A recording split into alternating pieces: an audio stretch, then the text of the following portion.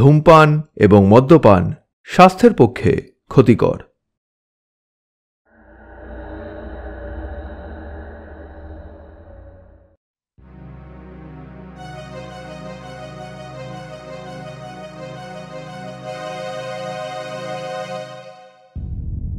There's entertainment ভেঞ্চার্সের নিবেদন গল্প স্বল্প অরিজিনালস। প্রধানত রহস্য, রোমাঞ্চ এবং ভৌতিক গল্পই থাকে আমাদের এই অডিও সেকশনে। আজ আপনাদের জন্য লেখক অনিক চক্রবর্তীর লেখা তারানাথ তান্ত্রিকের ফ্যান ফিকশন কাহিনী তারানাথ ও খেপি কালীর থানে। গল্প পাঠে সমৃদ্ধ ও শুভময়। গল্পের সূত্রধর আমি সম্রাট। শুরু হচ্ছে লেখক অনিক চক্রবর্তীর লেখা ফ্যান ফিকশন কাহিনী তারানাথ ও খেপি কালীর থানে।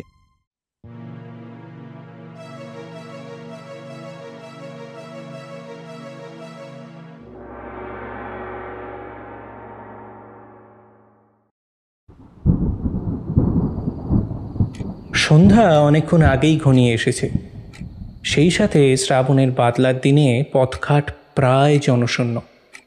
এমন সময় মনে একটা কি করি ভাবের সঞ্চার হয়। একটু আগেই অফিস থেকে ফিরেই মনটা কেমন যেন তারানাথের কাছে যাওয়ার জন্যে ছটফট করছে। ওই একটা মানুষ যে কিনা আমাদের তার গল্পের জাদুতে মোহিত করে রেখেছে। বাদলার দিন উপস্থিত হলে আর না গিয়ে উপায় নেই। এমন মোহ যে ওনার গল্পে থাকতে পারে এইটা কল্পনাতীত। যাই হোক, ভাবছিলাম বসে বসে কি করা যায়, কিন্তু না, আর অপেক্ষা করা ঠিক হবে না। তাই উঠেই পড়ি আর পরনের ধুতিটা বদলে নিয়ে চললাম মঠ লেনের উদ্দেশ্যে। মাসের শুরু, মাইনে ঢুকেছে, ফলে তারানাথের জন্য একটু রাবড়ি নেব এমনই মনস্থির করলাম। ওনার বাড়ি যাচ্ছি তা প্রায় মাস দুয়েক পরে। শুধু গল্প শুনবো, তার বিনিময় না হয় একটু রাবড়ি নিয়ে যাই। ওমা, পথে যেতে যেতে হঠাৎ কিশোরীর সঙ্গে দেখা। সে আমাকে দেখে এক গাল হেসে বলল, এই যে ভায়া, কই চললে? নিশ্চয়ই হরিমিত্তিরের তাসের আড্ডায়। এই রাখো তো ওই হরিমিত্তিরের কথা। চলো মঠ লেন থেকে ঘুরে আসি, বহুদিন যাইনি। আর তার আগে ওই মানিকতলার দোকান থেকে সেইখানে রাবড়ি কিনে নেবো কোন। আর তুমি তোমার ডিউটিটা সেরে ফেলো। চলো, তোমার দায়িত্ব হচ্ছে পাসিং শো। যথারীতি ওইসব কিনে আমরা পা বাড়ালাম ওই গৃহস্থ পাড়ার দিকে, যেখানে অনেক দিন ধরে আমাদের অবাধ যাতায়াত তারানাথের কাছে। ওনার কাছে যখন গিয়ে উপস্থিত হলাম তখন দেখলাম উনি খদ্দের নিয়ে ব্যস্ত। খদ্দের বলতে একজন মধ্যবয়স্ক ব্যক্তি। পরনের বেশভূষা দেখলেই মনে হয় বেশ সম্ভ্রান্ত বংশের ব্যক্তি। গরদের পাঞ্জাবি, মাথা জোড়ার টাক, গলায় স্বর্ণালঙ্কার বলতে শুধু একটা চেন, আর শরীর থেকে ভুর করছে আতরের সুবাস। আমরা প্রবেশ করতেই তারানাথ একবার মাত্র আমাদের দিকে দৃষ্টিপাত করলেন, কিন্তু মুখে কিছু বললেন না। ওনার ওই চাহনি দেখে মনে হলো উনি ভ্রুক্ষেপও করেননি আমাদের। ওনার মুখের সামনে বসে থাকা ওই ব্যক্তিটির কপাল খুব মন দিয়ে পর্যবেক্ষণ করছেন উনি। বাইরে শ্রাবণের সন্ধ্যাঘন মেঘজাল, ধীরে ধীরে শুরু হলো বৃষ্টি। আর দেখতে দেখতে ওই ব্যক্তির মধ্যে কেমন যেন একটা অস্বস্তি দেখা দিল। তিনি বললেন, ঠাকুরমশাই, আমার ব্যাপারটা কি দেখলেন? আমার ওই কন্যা কি আদৌ সুস্থ হবে? কিছু বলুন ঠাকুরমশাই। গতিক সুবিধার নয়, তবে আপনি একবার তাকে তিরলের বালা পরিয়ে দেখুন কি হয়। কারণ ওইখানে মায়ের কাছে মানসিক ব্যাধি সম্পন্নরাই যায়। আপনার একবার কন্যাকে নিয়ে আসার দরকার ছিল। আমি তাকে দেখেই বলে দিতাম ব্যাপারখানা কি, কেনই বা সে এইরকম করছে। ঠিক আছে, আপনি আপাতত এই আশীর্বাদী জবা ফুলখানা মেয়ের মস্তকে ছুঁয়ে দেবেন, তারপর না হয় আমি আপনার বাড়ি একবার যাব। মিথ্যে আশ্বাস দিয়ে কোনো লাভ নেই, তার চেয়ে বরং কোনো সুরাহার পথ যদি খুঁজে পাই তবে অবশ্যই জানাবো। কিন্তু আমার মনে হয় না এটা সাধারণ কিছু। আপনাদের এতদিন অবহেলা করা অনুচিত হয়েছে ব্যাপারখানা। আচ্ছা, কবে থেকে দেখা দিল মেয়ের মধ্যে আচরণের এই পরিবর্তন? ভদ্রলোক ধনী হলেও যে খুব একটা সুখী নন সেটা দেখেই অনুমান করা যায়। তারানাথের নিষ্ঠুর সত্যটা ওনার বুকে যেন ছুরি বিঁধিয়ে দিল। বেশ কিছুক্ষণ উনি ফ্যাকাশে মুখ নিয়ে তারানাথের পাশেই টাঙানো মা দক্ষিণাকালীর দিকে দৃষ্টিপাত করে রইলেন। তারপর পুনরায় তারানাথ যখন একই প্রশ্ন করলেন, তখন তিনি ঈষৎ ধাতস্থ হয়ে ধুতির কোঁচট খুলে চোখের জল মুছতে মুছতে বললেন, আগে আমার বড় মেয়ে দেশের বাড়ি গেলবার ম্যালেরিয়ায় মারা গেল। তারপর আমরা ওই স্থান পরিত্যাগ করে চলে এলাম। কিন্তু সত্যি বলতে কি বলুন তো, ওইখান থেকে চলে আসার মাস দুয়েক পর আমার ছোট মেয়ে কেমন জানি একটা আচরণ করছে। আপনি যদি দেখেন তাহলে অবশ্যই বুঝতে পারবেন, নচেত ওই ভাব আমার পক্ষে ব্যাখ্যা করা অসম্ভব। কিছুতেই যেন মন নেই, একলা একলা কার সাথে যেন কথা বলে, সাধারণ মেয়েদের মতো কোনো লক্ষণই নেই তার মধ্যে। আহা, আমি বাবা হয়ে ওটা কি করে মেনে নিই বলুন? ভদ্রলোকের কথা শুনে তারানাথ কিছুটা সান্ত্বনার সুরে বলে উঠল, আহা, আপনি ওইভাবে ভেঙে পড়বেন না। মহাকালের শরণাপন্ন হন, তারপর আমি দেখছি কি করার আছে। দেখুন, ওইভাবে ভেঙে পড়া শুভ নয়। আপনি নিজেই যদি ভেঙে পড়েন তাহলে পরিবারের বাকিদের কি হবে একবার ভেবে দেখেছেন? আমার আপনার কাছে এইটাই অনুরোধ, কন্যাকে আপাতত কোনো রকমভাবে চোখের আড়াল করবেন না। যেহেতু এখন সে নিজের মধ্যে নেই, তাই তাকে চোখে চোখে রাখার অনেক দরকার আছে। আর আগামী রবিবার নাগাদ আমি আপনার সাথে মেয়েটিকে দেখতে যাব। এখন আপনি এইটা নিয়ে ফিরে যান। ভদ্রলোক তারানাথকে কিছু মুদ্রা দিতে গেলে তিনি সেটা প্রত্যাখ্যান করে বললেন, অশোকবাবু, এইসব পরে হবে। আগে কন্যাকে সুস্থ করি, তারপর। আপনার কন্যার আরোগ্যতাই আমার কাছে যথেষ্ট শান্তির। মনে অনেক দুঃখ চেপে কিছুটা নিরাশ হয়েই ওই ব্যক্তি ওখান থেকে নিজের মোটর হাঁকিয়ে চলে গেলেন। পরিবেশ বেশ খানিকক্ষণের জন্য যেন একটু থমথমে হয়েছিল। কিশোরী সবার আগে পরিস্থিতি সামলে নিতে পারদর্শী, সে বলে উঠল, ঠাকুরমশাই কেমন আছেন? অনেক দিন পর আপনার সাথে দেখা হলো। তারানাথের ঘোর যেন কিছুটা কাটল। উনি আমাদের দিকে চেয়ে বললেন, ও বাবা, তোমরা দুটি এলে কখন? আমার তো খেয়ালই ছিল না একদমই। ওইটা আবার হাতে কি শুনি? রাবড়ি? বাহ বাহ বাহ, দাঁড়াও একটু চা বলি। চা ছাড়া তো আড্ডা জমে না ভালো, কি? হ্যাঁ চারি, ও চারি, কই গেলি রে? দেখ, তোর কাকাবাবু এসেছেন। চারি এতক্ষণ হেঁসেল ঘরে ছিল। সে ভেতর থেকে বাইরে শাড়ি দিয়ে মুখ মুছতে মুছতে বেরিয়ে এলো এবং আমাদের সাথে দেখা করে একবার নমস্কার করে বলল, আরে কাকাবাবু, কেমন আছেন আপনারা? এখন তো আর আসেনি না এদিকে, অনেক দিন বাদে এলেন। বসুন বসুন, বাবার সাথে কথা বলুন, আমি চা করে নিয়ে আসছি। চারি আমাদের থেকে ওইগুলো নিয়ে একটু পরেই চা নিয়ে এলো এবং সেইটা তক্তপোষের উপর রেখে ভেতরে চলে গেল। তারানাথ আমাদের আনা পাসিং শো ধরিয়ে মোচ করে টেনে বললেন, দেখলে তো মানুষের জীবনে কত কষ্ট। আমরা এখানে বসে থেকে কিছুই টের পাই না। অনেক মানুষ অনেকভাবে কষ্ট ভোগ করে চলেছে। কারুর জীবনে অভাব অনটন, তো কারুর জীবনে আবার মানসিক শান্তির অভাব পরিপূর্ণ। প্রথম থেকে বলুন শুনি, কিছুই বুঝলাম না। ওই ব্যক্তি কেন এসেছিল বলুন তো আপনার কাছে?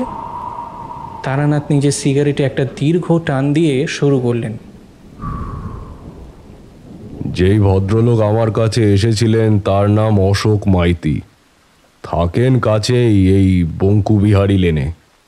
আমার কথা সম্প্রতি কারুর কাছ থেকে শুনেছেন, আর ওই শুনেই আমার কাছে এসেছেন। যাই হোক, ওই ব্যক্তিকে দেখেই বুঝছো যে কত প্রতিপত্তিশালী ব্যক্তি। কিন্তু অর্থ থাকলেই যে মানুষের মনের মধ্যে সুখ থাকবে এমনটা নয়। উনি মানসিকভাবে খুবই বিব্রত। আসানসোলের কাছে ওনার একটা ইটভাটা আছে। ওই ইটভাটা থেকে ওনার মাসিক মোটা অর্থের আমদানি হয় এবং একই সাথে অন্যান্য স্থানেও যে ওনার কিছু কারবার আছে সেইটা ওনার অবস্থা দেখেই বুঝতে পেরেছিলাম। অশোকবাবু আগে পরিবার নিয়ে ইটভাটায় থাকতেন, কিন্তু এখন চলে এসেছেন মেয়ের অসুখের পরপর। আমার কাছে এসেছিলেন নিজের সমস্যা নিয়ে, সেই নিয়েই কথা হচ্ছিল। আমার ওনার মেয়েকে একবার মনে হয় দেখতে যেতেই হবে। হয়তো কোনো অশুভ শক্তির প্রভাব পড়েছে, ভুলভাল কথা বলছে যেইগুলোর সাথে আলোচ্য প্রসঙ্গের কোনো রকম মিল নেই। তাই আমি ওনাকে একবার ওই তিরলে যাওয়ার কথা বলছিলাম। আচ্ছা ঠাকুরমশাই, আপনি একটু আগে তিরল বলে একটি স্থানের কথা অনেকবার বলছিলেন। ওই নামটা প্রথম শুনলাম। আমাদের একটু বুঝিয়ে বলুন তো, তিরলে কি আছে? কিশোরী প্রশ্ন করল। উত্তর দিল তারানাথ। ওমা, তিরলের বালা যে পশ্চিমবঙ্গে সর্বাপেক্ষা প্রসিদ্ধ। কত মানুষ যে ওইখানে হত্যে দিয়ে মায়ের কাছে পড়ে থাকে সেইটা তুমি জানো না। ওইখানকার কালী পূজা সর্বাপেক্ষা প্রসিদ্ধ। আমি অনেকবার ওইখানকার কালী পূজা যে কতবার কাটিয়েছি সেইটা হিসাবের বাইরে। মাতু পাগলির কাছ থেকে ফিরে এসেই বীরভূম পরিত্যাগ করে মা খেপি কালীর কাছে উঠেছিলাম। সে একটা দেখবার জিনিস বটে। আহা, মায়ের ওই মৃন্ময় রূপ দেখে আমার চোখ যেন জুড়িয়ে গিয়েছিল। শুনেছি মা কাউকে ফেরায় না। তোমরা শহুরে মানুষ এসব বিশ্বাস করবে না, কিন্তু আমার জীবনের অনেক ঘটনায় গভীর মূল্য আছে। হুগলি জেলায় অবস্থিত তিরলে মা খেপি কালীর থান ওই স্থান। গ্রামটা খুবই নির্জন। কয়েক ঘর মানুষ ওইখানে আটচালা ঘর বেঁধে বাস করে। অথচ আমি যেই সময় ওইখানে গিয়েছিলাম তখন তেমনই দেখেছি। তখন শহুরে আধুনিকতার ঢেউ গ্রামে এসে ধাক্কা মারেনি। ওই গ্রামখানি আমার বেশ পছন্দ হয়েছিল। ওই গ্রামের স্মৃতি আমি আজ অবধি মন থেকে মুছে ফেলতে পারিনি। অশোকবাবু যখন নিজের বিপদের কথা আমাকে বলছিলেন তখন ওনার বিপদের ধরন শুনেই আমার মনে পড়ে গিয়েছিল একটা কাহিনী, যেটা আমার জীবনের সাথে ওতপ্রোতভাবে জড়িত। ওই কাহিনী বলবো বলেই ভেবে রেখেছি। শুনবে নাকি? ওইখানে গিয়ে হয় কি? মানে ওইখানে যে কালী, ওই কালী কিসের জন্য বিখ্যাত? কিশোরীর দেখা দেখি আমিও প্রশ্নটা করলাম তারানাথকে। তিনি যেন উত্তর দেওয়ার জন্য প্রস্তুত ছিলেন এমনভাবেই বললেন, তাহলে বলি শোনো। ওইখানে মানুষ বিশ্বাস করে কোনো মানসিক ব্যাধি সম্পন্ন কোনো মানুষ যদি যায় তাহলে দেবীর দয়ায় সুস্থতা লাভ করে। ফলে বুঝতেই পারছো কেন আমি বলেছিলাম। আমি নিজের ভবঘুরে জীবনে অনেকবার ওইখানে গেছি। ওইখানেই আমার অনেকবার সাধনা করার সুযোগও হয়েছে। তখন আমার বয়স বেশি নয়, বছর 30। তখনও বিয়ে থাও করিনি। করব যে এমন ভাবনাও মনের কোণে এসে ধাক্কা মারেনি। তখন আমি মুক্ত একজন দায়িত্ববিহীন একজন পথিক মাত্র। সাধক হওয়ার জন্য নিরন্তর চেষ্টা করছি। সৎ সাধুসঙ্গ আমাকে বড়ই টানত, কেননা ওই সাধুসঙ্গ করার ফলেই আমার অনেক জ্ঞান লাভ হতো। আর ভারতের মতো এই পবিত্র ভূমিতে সাধুদের সান্নিধ্য লাভ এক প্রকার ভালোই নবাগত সাধকের জন্য অনেক বেশ লাভজনক। ওইখানে গিয়েছিলাম একটা সাধনা করতে। ওই সাধনায় সাধকের আধ্যাত্মিক প্রগতি বৃদ্ধি পায়। আমার সদ্গুরু আমাকে উপদেশ দিয়েছিলেন যে তারানাথ, তুমি যদি ওইখানে গিয়ে সাধনা করো দেবীর, তাহলে তুমি অসীম শক্তি অধিকারী হবে। তাই ওইখানে মাস 2 সাধনা করা আর ওইখানে নদীতে স্নান করে নতুন পরিশুদ্ধ বস্ত্র ধারণ করে তুমি নিত্য দেবীর কাছে দর্শন পাবে, এই বলেছিল আমাকে। ওই তিরলের অভিজ্ঞতা আমার অনেক দিন মনে ছিল। বলেই তারানাথ পুনরায় সিগারেটের শেষ একটা লম্বা টান দিয়ে পাশের ছাইদানি রূপে ব্যবহৃত যে নারকোলের মালা আছে সেটাই গুঁজে রাখলেন। বুঝলাম তারানাথ গল্পে প্রবেশ করেছেন। তারানাথ ফের বললেন, তোমরা হয়তো ভাবছো যে আমি এত স্থান থাকতে ওইখানে কেন গেলাম, তাই তো? তাও আবার বীরভূমের মতো স্থান পরিত্যাগ করে। মনে রেখো, বীরভূমের মহাশ্মশানে আমার অনেক দিন কেটেছিল। ওইখানেই অবস্থিত তারাপীঠের নাম নিশ্চয়ই শুনে থাকবে, যে এইখানে একসময় সাধক বামাখ্যাপা ছিলেন। ওইখানেই আমি প্রথমে সাধনায় রত ছিলাম। তবে সত্যি বলতে ওই স্থান সাধনার জন্য আগেকার মতো উপযুক্ত নয়। তাই আমি প্রথম তারাপীঠ গমন করি একজন পরিব্রাজক সাধকের সঙ্গে। ওইখানে গিয়ে যেইখানে আজকে বামাখ্যাপার সমাধি মন্দির আছে, তার ঠিক পাশেই আসন পেতে কিছু কিছু তন্ত্রের গুচ্ছ প্রণালী শিখেছিলাম। এইগুলো তোমাদের আর বলছি না, কিন্তু একদিনের কথা বলি, এখন আমার খুব মনে আছে। আগেই বলেছিলাম, মাতু পাগলির কাছ থেকে ফিরে আমি যেই সাধুর সঙ্গে এসেছিলাম তারাপীঠ, ওইখানেই বেশ কিছুদিন সাধন ভজন করেছিলাম। শ্মশানের মধ্যেই একটা স্থানে 2টি শামিয়ানা টাঙিয়ে কোনো রকমে আশ্রয় করে ঠাঁই নিয়েছিলাম। তখন নিরেট অন্ধকার। স্বপ্নে দেখি যে এলোকেশী একটা মেয়ে আমাকে হাতছানি দিয়ে ডাকছে, আর তার পরনে লাল পাড় সাদা শাড়ি। বয়স কত? ওই বছর 16-17। আমি প্রথমে কিছুই বুঝতে পারলাম না। তারপর উঠে দাঁড়িয়েছি, দেখি আমার সঙ্গে ওই সাধু দূরে গিয়ে একটা গাছের নিচে চুপচাপ ধ্যানে বসে আছেন। প্রায় দেখতাম উনি সিদ্ধ পুরুষ, রাতের দিকে অনেক কিছু জপ তপ করতেন। কি মনে হতে আমি ওনার কাছে চলে গেলাম, আর ওনার সামনে চুপচাপ বসে রইলাম। যেই অংশে ছিলাম আমরা তখন সেই অংশটা বেশ নির্জন এবং অরণ্য সংকুল। ওইখানে কাউকেই তেমনভাবে প্রবেশ করতে দেওয়ার হতো না।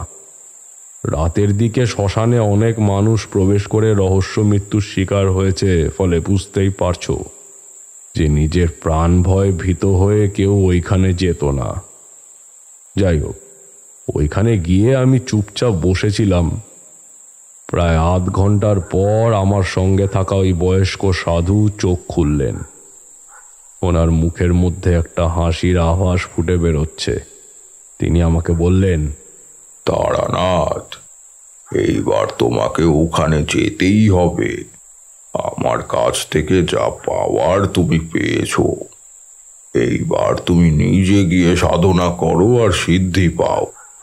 তোমার দ্বারা কখনোই একচেটিয়া সাধনা হবে না, কিন্তু তোমার কপালে অনেক দিব্য লক্ষণ দেখতে পেয়েছি, আর এও জানি তুমি কেন এসেছো।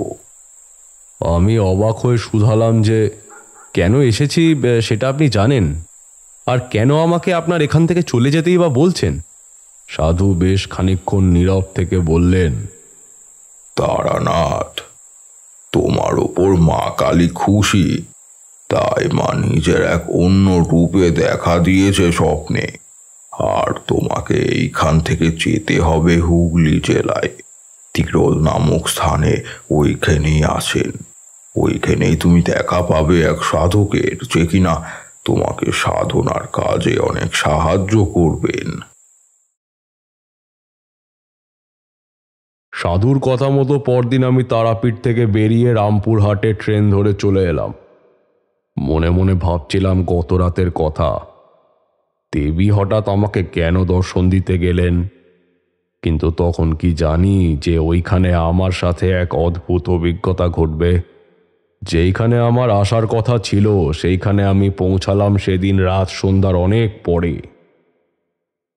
এখনকার মতো তখন অত উন্নয়ন হয়নি তিরল গ্রামে। আশপাশ শুনশান। তোমরা তো জানোই আমার সর্বদা মন্দিরে মন্দিরে আশ্রয় নেওয়ার বাতিক আছে। তা গেলাম মন্দির দর্শনে। দূর থেকে ভেসে আসছিল একটা টানা ঘন্টার শব্দ, কেউ যেন আরতি করছে। পায়ে হেঁটে বন জঙ্গল পেরিয়ে যেতে দেখলাম যে একটা ভগ্নপ্রায় মন্দির। মন্দিরের চূড়ায় একটা বিজয় পতাকা। কিন্তু কি আশ্চর্য বাতাস!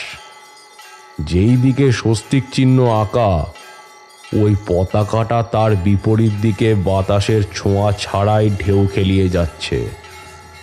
ওইখানে আমি দাঁড়িয়ে দেবী প্রতিমার দর্শন করতে লাগলাম। আশেপাশে অনেক ভক্তবৃন্দরা ভিড় করেছিল।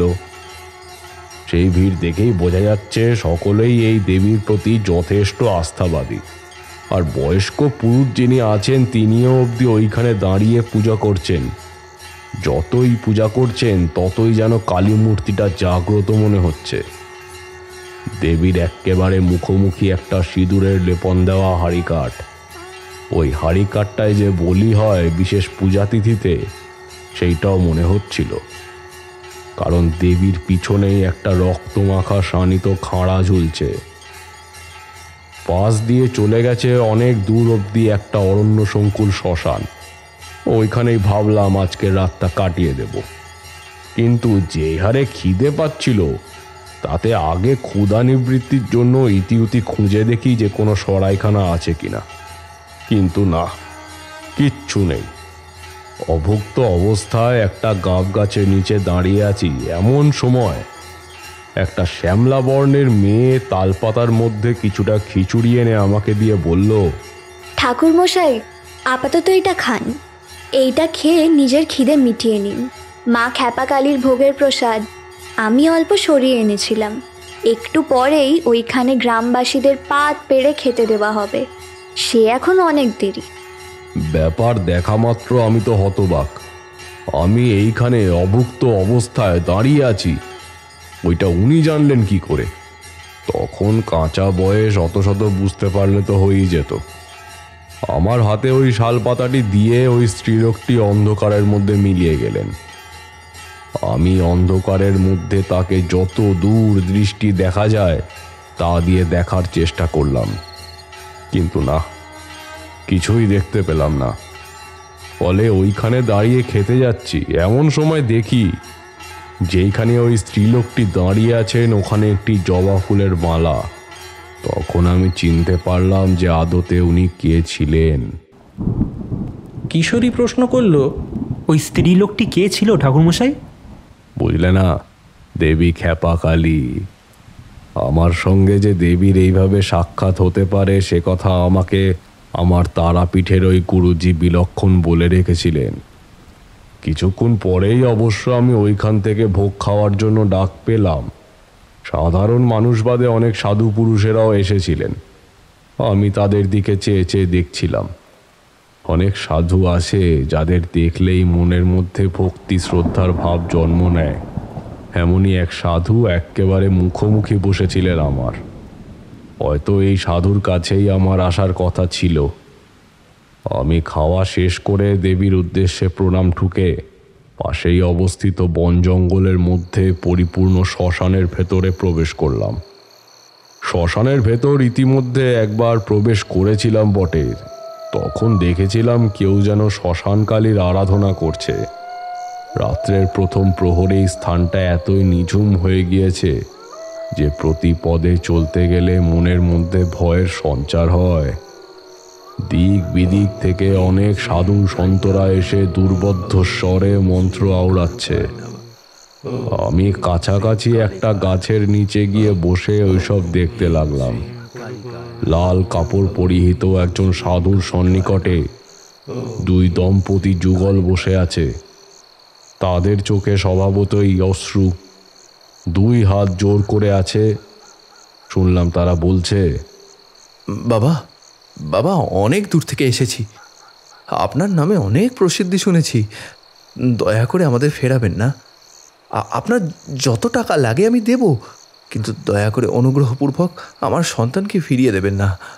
ও যে অচেতন হয়ে পড়েই আছে, দয়া করে ওর জ্ঞান ফিরিয়ে আনার ব্যবস্থা করুন। সাধু ভয়ানক চোটে একটা পুড়ে যাওয়া কাঠ নিয়ে তেড়ে আসার উদ্যোগ করছিল। মুখ থেকে গালিগালাজ বের করে বলল, হারামজাদা, ভেবেছিস কি অন্যের ক্ষতি করে এখন নিজের সন্তানকে নিয়ে শান্তিতে বাস করবি? হবে না, হবে না ওসব। যা যা, ফিরে যা। আমার দ্বারা কিছুই করা সম্ভব নয়। যখন কাজটা করেছিলিস তখন মনে ছিল না? ফিরে যা, মায়ের সামনে হত্যে দিয়ে পড়ে থাকবে। আমি কি করবো? হ্যাঁ, আমি এখানে থাকি না, নিজের কাজ নিয়ে এসেছি। তুই বিরক্ত করবি না, নইলে কিন্তু বিপদ বাড়বে। সাধু কথাটা অন্ধকারে বলেছিল। আগুনে কিছুমাত্র ইন্ধন জোগাতেই আগুনটা কয়েক মাত্রায় জ্বলে উঠল। তখন আমি দেখলাম সাধুর মুখ আরো পরিষ্কার করে, মুখে চোখে নিপাট শান্ত ভাব, কিন্তু স্বভাব বড্ড উগ্র। অবশ্য উচ্চ শ্রেণীর সাধকদের মধ্যে এই জিনিসটা একটু দেখতে পাওয়া যায়। ওই সাধু যখন বারবার ফিরিয়ে দিচ্ছেন, তখন আমি আর থাকতে পারলাম না। ওই দম্পতি যুগল যদি কোনো ভুল করে থাকে, তার দায় ওই ছোট্ট কন্যাটি কেন নেবে? মনে প্রশ্ন জেগে উঠল। আমি মা খেপিকালির নাম নিয়ে ওদের কাছে এগিয়ে গেলাম। তারপর ওই সাধুর উদ্দেশ্যে প্রশ্ন করলাম বিনয়পূর্বক, সাধুজি, আমি তারানাথ তান্ত্রিক। অনেকক্ষণ আগে থেকে দেখছি যে আপনি ওদের কথা রাখছেন না। ওরা বিপদে পড়েছে। আমি দয়া করে প্রার্থনা করছি যে আপনি ওদের এইভাবে ফিরিয়ে দেবেন না। সাধু কথাটা শুনে একবার জমাটবদ্ধ ক্রোধের দৃষ্টিতে আমার পানে চাইল। তারপর বলল, তুমি যেই হও না কেন, আমার কাছে এসে তুমি আমাকে আদেশ করবে, আর আমি তোমার কথা মতো চলবো? চলে যাও আমার এখান থেকে। আমি আমার সাধনায় লিপ্ত আছি। বলেই উনি নিজের থেকে ওই স্থান ছেড়ে সাময়িক সময়ের জন্য অন্যত্র চলে গেলেন। আমি ওই দম্পতি যুগলের পানে চেয়েছিলাম। তোমরা তো জানোই, আমার অলৌকিক কিছু শক্তি আছে, যার ভিত্তিতে আমি ভূত ভবিষ্যৎ দেখতে পারি। ওই বয়সটা এমনই ছিল যে সত্যিই দেখতে পেতাম আমি আগে থেকে অনেক কিছু। দেখলাম দুজনকে আলিঙ্গন করে আছে একটা প্রেত, আর ওই প্রেতের সেন দৃষ্টি হচ্ছে ওদের হাতে ধরে থাকা বাচ্চা মেয়েটির দিকে। আমি তো দেখেই শিউরে উঠলাম। ওদের বললাম, আপনারা এখন এইভাবে স্ত্রীকে নিয়ে শ্মশানের মধ্যে থাকবেন না। শ্মশানের বাতাস খুব খারাপ, বিশেষত গৃহস্থদের জন্য তো বটেই। ঈশ্বরকে বিশ্বাস করুন, উনি সর্বকরুণাময়। চলে যান এখান থেকে। আর এলেন যখন, তখন স্ত্রীকে নিয়ে আসার দরকার কী ছিল শুনি? সাধু প্রথমেই ওদের প্রত্যাখ্যান করে দিয়েছিল বলে যিনি মেয়েটির বাবা, তিনি যথেষ্ট ভেঙে পড়েছিলেন। ওনার মুখ ফ্যাকাশে হয়ে গিয়েছিল, আর ওনার গিন্নি অস্ফুট স্বরে অশ্রুপাত করছিল।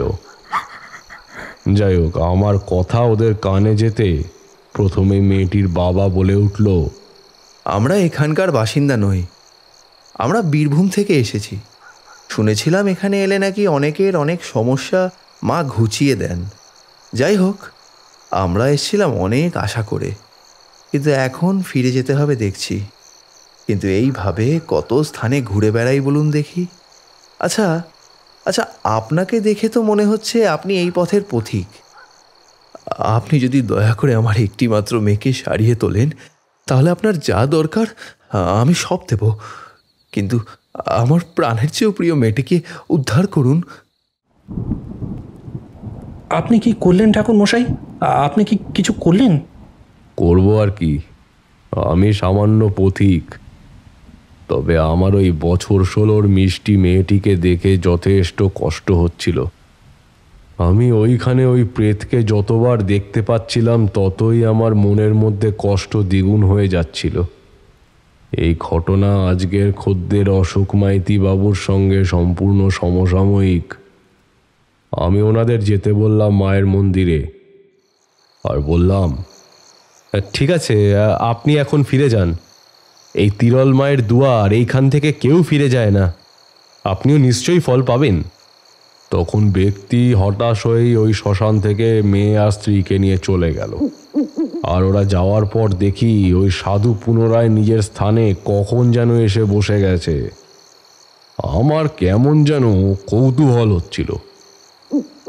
আমি ওনার পাশে গিয়ে বসে পড়লাম। সাধু দেখি প্রাথমিক কিছু ক্রিয়াদি করার পর তারপর আধ ঘন্টা আমার পানে চাইলেন, এবং বেশ খানিকক্ষণ উনি এমনভাবে চেয়ে রইলেন যেন আমার সমগ্র সত্তা উনি হুবহু পড়ে ফেলেছেন। আমার এই অসহ্যকর দৃষ্টি দেখার অভ্যেস নেই। আমি শ্মশানকালীর দিকে চেয়ে রইলাম। একটু কলা খাকারি দিয়ে উনি আমাকে বললেন, তারানাথ, তুই ওই মেয়েকে উদ্ধার করতে পারবি না। যে পাপ ওই দম্পতি যুগল করেছে তাতে তার উচিত শিক্ষা পাবে। কিছু করার নেই। যেখানে যেখানে আমার মতো বড় সাধু কিছু করতে পারলো না, তখন তুই একজন ভবঘুরে সাধারণ পথিক, তুই কি করবি? হ্যাঁ, আমি অধীরভাবে প্রশ্ন করলাম, আগে সাধুজি, ওই ব্যক্তির মেয়ের কি অসুখ হয়েছে, আর তার থেকে উদ্ধার পাওয়ার কি কোনো পথই নেই? দয়া করে কিছু বাতলে দিন। আপনি পারবেন না এমন কিছুই নেই না? আমার কথা শুনে পাশে রাখা নরকরটি থেকে কিছুটা সুরা গলার্ধকরণ করে উনি অট্ট হাসি হেসে উঠলেন।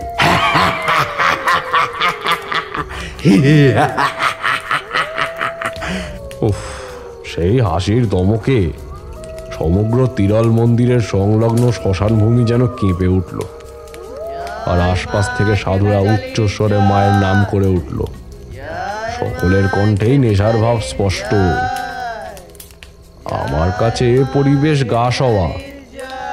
লাল চোখে সাধু বললেন, তারানাথ, তুই এইভাবে ওই মেয়েকে উদ্ধার করতে কিছুতেই পারবি না।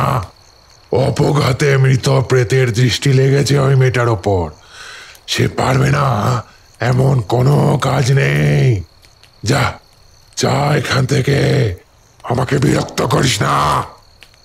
কি আর করি, আমি ওখান থেকে ফিরে এলাম, কিন্তু তারাপীঠের যেই সাধু আমাকে বলেছিল যে আমার সঙ্গে একটি উচ্চকোটির সাধকের দেখা হবে, না, তাকে দেখে তা মনে হলো না।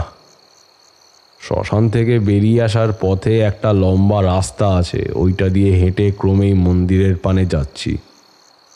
শুনলাম ফুঁপিয়ে কাদার শব্দ। এই কণ্ঠ একটু আগেই আমার কাছে কেউ যেন কেঁদেছিল। আমি দেখলাম মায়ের মন্দিরের গর্ভগৃহের সামনে বন্ধ দরজার একেবারে কাছে ঘেঁষে ওই দম্পতি যুগল ওই মেয়েটিকে শুইয়ে রেখেছে, এবং কান্নায় ফেটে পড়ে মা খেপি কালীর উদ্দেশ্যে বলছে, মা, মা টেনেই যখন আনলে মা, তখন তোমার এই কি নিষ্ঠুরতা! তুমি আমাকে সাহায্য না করে ফিরিয়ে দেবে মা? আমার মেয়েকে নয় তুমি সঠিক করে দাও, নইলে মৃত্যু দাও। এইখানেই দাহ করে চলে যাই। আমার সন্তান দরকার নেই মা।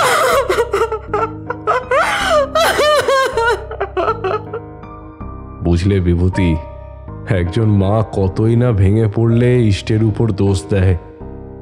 এইখানে ওই স্বল্প বয়সী গৃহবধূটির দেওয়ালে পিঠ ঠেকে গেছে, তখন সে এই কথা বলছে।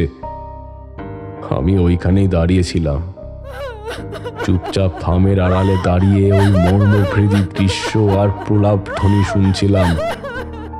কিন্তু কেউ যেন এমন সময় আমার কানে কানে বলে উঠল, তারানাথ, তুমি ওইখানে যাও। তুমিই পারবে ওই পরিবারকে উদ্ধার করতে। তুমি বাদে কেউই ওই পরিবারকে রক্ষা করতে পারবে না। আমার আশীর্বাদ তোমার সঙ্গে সর্বদা আছে। আমার মনে তখন বিস্ময় জেগেছে। আমি নিজের কানকে বিশ্বাস করতে পারছি না। ভাবছি যে আদৌ কি সম্ভব এইটা? হ্যাঁ, ওই কাব গাছের ধারে ঘন্টা কয়েক আগে লাল পাড় সাদা শাড়ি পরে যে এও স্ত্রীলোকটি আমাকে বলেছিল ওই কথা, এখন কানে কানে যেন তার কথাই স্পষ্ট ধ্বনিত হচ্ছে। আমি বুঝলাম মা আমার সাথে সাথেই আছে, শুধু সময়ের অপেক্ষা। যাই হোক, আমি নিজের মনে আশ্বাস পেয়ে ওনার কাছে গেলাম। একবার গিয়ে প্রশ্ন করলাম, আপনারা কি এখানে থাকবেন সারা রাত? ও, আপনাকে তো একটু আগেই দেখলাম। আপনি তারানাথ তান্ত্রিক না?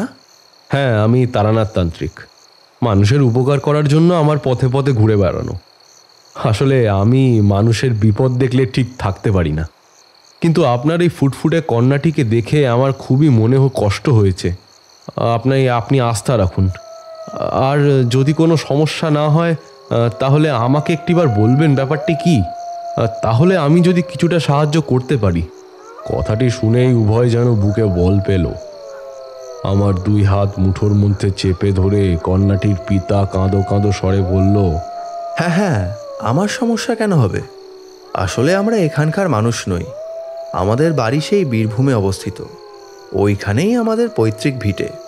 ওইখান থেকে এইখানে ছুটে এসছি। সংবাদপত্রে এই স্থানের মাহাত্ম্য অনেক বড় করে লিখেছিল, কিন্তু মশাই আজ প্রায় 3 দিন হলো এখানে এসে পড়ে আছি দেবীর মন্দিরের সামনে হত্যে দিয়ে, কিন্তু কোনো উপায় নেই। দেবী বুঝি আমাদের পানে মুখ তুলেই চাইছেন না। এখন অথই জলে পড়ে গেছি। আমাদের এই দুর্বিপাক কে ঘোচাবে? তাহলে ওই তান্ত্রিকের কাছে গিয়েছিলেন কেন?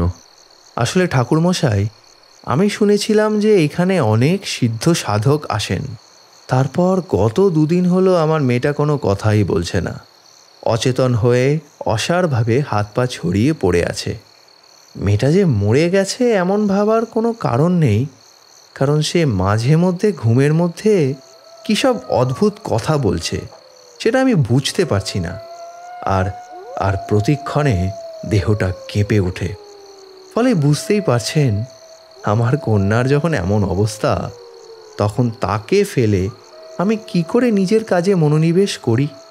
তাই এখানে আসার পর মায়ের আরতি দেখে শ্মশানে গিয়ে ওই শ্মশানকালীর উপাসককে ধরেছিলাম, কিন্তু উনি আমাদের ফিরিয়ে দিলেন। এখন আপনিই যদি কিছু একটা করেন। এমন সময় আমাদের কানে ভেসে এলো একটা ধ্বনি। শব্দটা ওই মেয়েটির মুখ থেকে ভেসে আসছিল। দেখি মেয়েটি চোখ খুলে চুপচাপ শুয়ে আছে। লাল বর্ণের ওই চোখটা দেখলেই কেমন যেন বুকটা ছ্যাঁত করে ওঠে। ওনার স্ত্রী মেয়েকে দেখার জন্য এগিয়ে গেলেন, আর বললে বিশ্বাস করবে না, ওই মেয়েটি তখন নিজের মায়ের গলার টুটি চিপে ধরল। স্ত্রীলোকটির শ্বাসরুদ্ধ হয়ে আসছিল।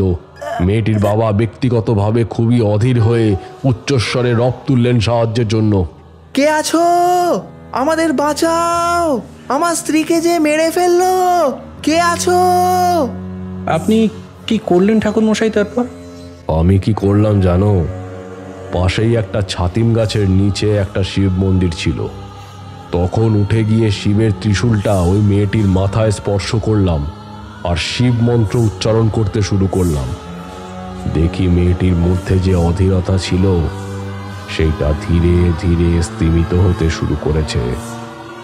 পরিস্থিতি যখন স্বাভাবিক, তখন আমি ওনাকে বললাম, দেখুন আপনি দয়া করে এইখানে থেকে আর কোনোভাবে সময় নষ্ট করবেন না।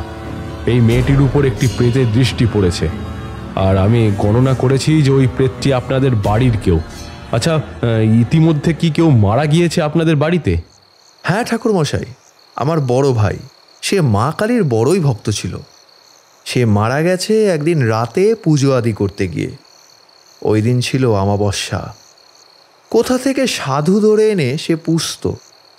আমরা 2 ভাই, আমি নারায়ণ আর আমার ভাইয়ের নাম আদিত্য। আমাদের বাবা মৃত্যুর আগে উইল করে সম্পত্তির ভাগ বাটোয়ারা করে পরলোক গমন করেছিলেন।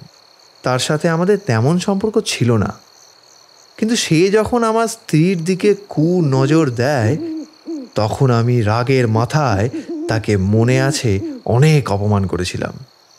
আমার ভাইয়ের স্বভাব ছিল খারাপ। নিজে তান্ত্রিক সাধনা করে অন্যের ক্ষতি সাধনের জন্য সর্বদা মুখিয়ে থাকত। এমনি কিছু করতে পারবে না, একথা জানাই ছিল। তাই সে তান্ত্রিক পদ্ধতির দ্বারা আমাদের পরিবারকে ধ্বংস করে দিতে চেয়েছিল। তবে আমাদের এত কিছু জানা ছিল না। যেই দিনের কথা বলছি, ওই দিন ছিল অমাবস্যা। ওই দিন অনেক আড়ম্বর করে, কিন্তু কি আশ্চর্য, পরদিন সকাল অবধি যখন মন্দিরের দরজা খুলল না, তখন আমার মনে সন্দেহ হলো। পাড়ার মানুষেরা এসে দরজা ধাক্কাধাক্কি করতে শুরু করলো, কিন্তু তাতেও দেখা গেল যে দরজা খুলছে না ভাই। তখন দরজা ভাঙা হলো, আর সেই বিভৎস দৃশ্য দেখলাম ঠাকুরমশাই। তাতে মনে হলো যে হৃৎপিণ্ডটা ভেতর থেকে বেরিয়ে আসবে। দেখি ধর আর মুন্ডু আলাদা, আর মন্দির চত্বর সবটুকু রক্তে ভাসমান। পাশেই পড়েছিল খাঁড়া। অনেক অনুসন্ধান করার পর একটা কাগজ পেলাম, যেখানে লেখা ছিল, দাদা আমি আবার ফিরে আসব, তৈরি থেকো। এই বলে উনি থামলেন, কিন্তু আমি মনে মনে ভেবে নিয়েছি যে কি হতে চলেছে। আমি আর কাল বিলম্ব না করে ওনাকে বললাম, চলুন তাহলে আপনার বাড়িতে একবার ঘুরে আসি, দেখে আসি যে কি হচ্ছে। আপনার মেয়ের কোনো অসুখ হয়নি, কারুর করে দেওয়ার তন্ত্রক্রিয়া দ্বারা আপনার মেয়ে এখন অস্বাভাবিক আচরণ করছে। আমি যথাসাধ্য চেষ্টা করব যাতে সব কিছু ঠিক করা যায়।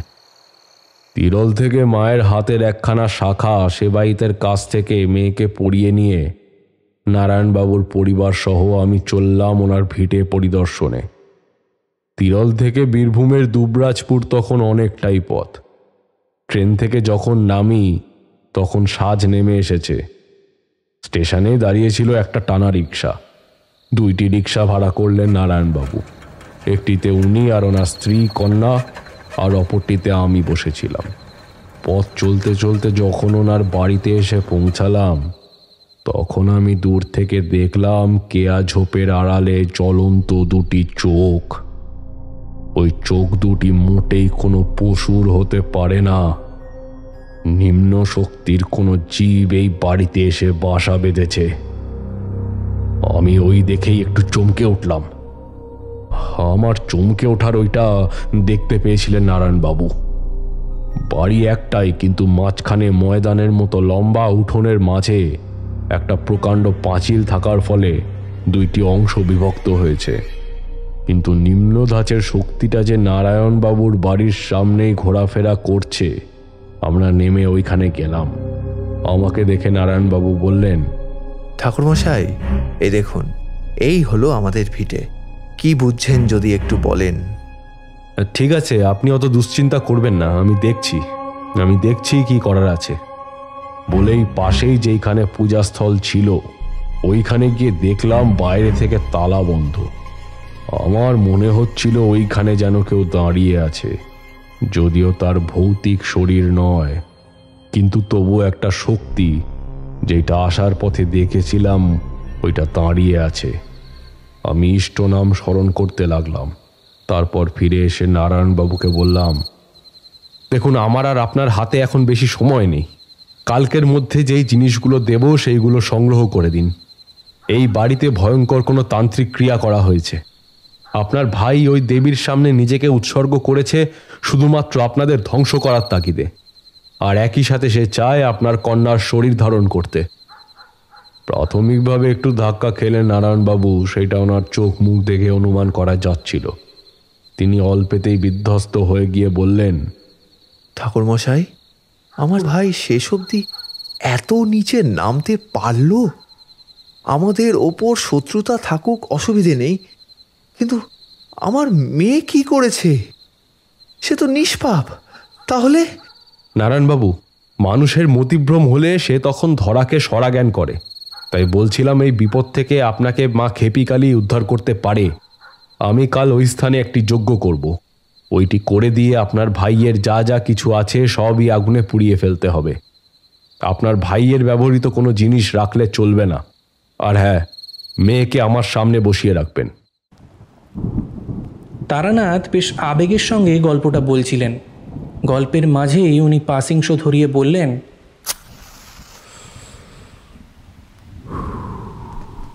পরদিন উনি আমাকে সমস্ত জিনিস এনে দিলেন। ওইগুলো নিয়ে আমি ওই ঘরে গিয়ে একে একে সাজাতে শুরু করলাম, যেই ঘরে আদিত্যবাবুর মৃতদেহটা পাওয়া গিয়েছিল। ওইখানে গিয়ে আমি যজ্ঞটা করব ভেবেছিলাম, কারণ ওইখানে গেলেই আমি আত্মার সঙ্গে যোগাযোগ স্থাপন করতে পারবো এবং তাতে আমার কাজ অনেক বেশি সহজ হবে। তখন রাত গভীর হয়ে এসেছে। পাশেই একটা ঘট স্থাপন করে রেখেছি, যেইখানে মা খেপিকালী প্রাণ প্রতিষ্ঠা করব বলে মনস্থির করেছিলাম। মেয়েটিকে একটি লাল পাড় সাদা শাড়ি পরিয়ে রেখেছিলাম, আর তার দেহের উপর একটা জবা ফুল। আমি ঘটের উপর রাখা আম্রপল্লবটি রেখে বিড়বিড় করে মনে মনে দেবীর ধ্যান মন্ত্র শুরু করলাম। ওম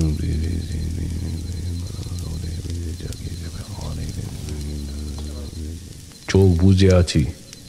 দেবীর স্মরণ করতে করতে বন্ধ চোখের অন্ধকার ঘুচে গেল, আর আমি দেখলাম সেই নারী মূর্তি যে আমাকে গাব গাছের তলায় ওই ভোগ দিয়েছিল, সে স্নিগ্ধ হাসি হেসে আমাকে অভয় দিল। কিন্তু আমার ধ্যান বেশিক্ষণের জন্য স্থায়ী হলো না। এমন সময় শুনলাম নারায়ণবাবুর স্ত্রীর আর্তনাদ। না না। সেই সঙ্গে নারায়ণবাবু যেন কেমন এক প্রকার শব্দ করে উঠলেন আর আমাকে উদ্দেশ্য করে বললেন, ঠাকুরমশাই, ওই দেখুন মেয়েটা কেমন করছে। চোখ খুলে দেখি যে সত্যি তাই, ওই মেয়েটি চোখ খুলে দাঁড়িয়ে আছে। আমার পানে সে রাগত চোখে তাকিয়ে বলছে, তুই এই মেয়েকে কিছুতেই আমার কাছ থেকে উদ্ধার করতে পারবি না। সে তুই যতই চেষ্টা কর, দেখা যাক কে জয়ী হয়। পাশ থেকে নারায়ণবাবু বলে উঠলেন, আদিত্য, তুই? আদিত্য কি করে ওইখানে এলো ঠাকুরমশাই? মেয়েটির শরীরে ওই আদিত্যর আত্মা প্রবেশ করেছিল। মেয়েটিকে কবজা করে রেখেছিল সে। আমি তখন বললাম, আদিত্যবাবু, আপনি অনেক পাপ করেছেন। নিষ্পাপ একটি শিশুকে আপনি ওইভাবে কখনো কষ্ট দিতে পারেন না। আমি কিছুতেই মেনে নেব না। আপনি নিজের থেকে যাবেন নাকি আমি অন্য কোনো ব্যবস্থা নেব? মেয়েটি খিলখিল করে হেসে উঠল। সে হাসি এতই অপার্থিব যে কিছুই বলার নেই। আর পাশে পড়ে থাকা ওই খাড়াটি নিয়ে উঠে এলো মেয়েটি। ওই দৃশ্য দেখে দম্পতি যুগল অজ্ঞান হয়ে ওই স্থানে পড়ে গিয়েছে। কিন্তু আমি জানি যে আমাকে সজাগ থাকতেই হবে। যদি আমি ভয় পাই কিংবা মন্ত্রপাঠে যদি বিন্দুমাত্র ত্রুটি হয়, তাহলে আমার পক্ষে এই পরিস্থিতি নিয়ন্ত্রণের বাইরে চলে যাবে। তাই আমি আগুনে আরো ঘি দিয়ে যজ্ঞটা করতে লাগলাম আর মনে মনে মাকে স্মরণ করতে লাগলাম। এমন সময় খুলে গেল দরজাটা দমকা বাতাসের হাওয়ায়, আর হু হু করে একটা কনকনে ঠান্ডা বাতাসের ঝাপটা নিয়ে ধেয়ে এলো ওই মেয়েটির দিকে। আর ওই মেয়েটি চিৎকার করে লুটিয়ে পড়ল মাটিতে। আর আমিও দেখলাম যে মেয়েটির শরীর থেকে আত্মাটা ক্রমশই বেরিয়ে গিয়ে আগুনে মিশে গেল। চোখে মুখে জল ছিটিয়ে নারায়ণবাবুর জ্ঞান ফিরিয়ে আনলাম। তখন ওনার স্ত্রী ও কন্যা সমানভাবে অজ্ঞানতার শিকার হয়ে আছে। উনি আমার পানে চেয়ে থাকার পর বললেন, ঠাকুরমশাই, আমার মেয়ে কেমন আছে? আমাদের কি হয়েছিল বলুন না। আমার মেয়ে ভালো আছে তো? ও ঠাকুরমশাই।